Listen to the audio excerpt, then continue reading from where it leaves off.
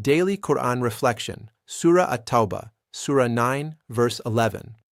Sometimes people make mistakes, break trust, or drift far from the truth, but Allah's mercy always leaves the door open. No matter how far someone has gone, sincere repentance can transform hearts and restore brotherhood. This verse reminds us that faith is not just belief, it is a commitment to change and return. The verse, Sahih International. But if they repent, establish prayer, and give zakah, then they are your brothers in religion, and we detail the verses for a people who know.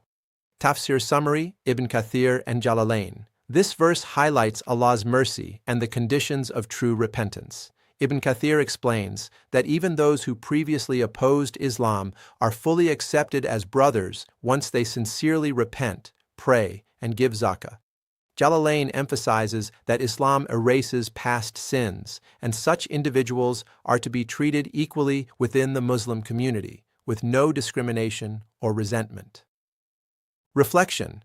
This verse teaches us a powerful lesson about forgiveness and unity. In a world where people are often judged by their past, Allah calls us to see others through the lens of their present sincerity. True repentance is not just words, it is shown through actions, prayer, charity, and obedience. It also reminds us to check ourselves.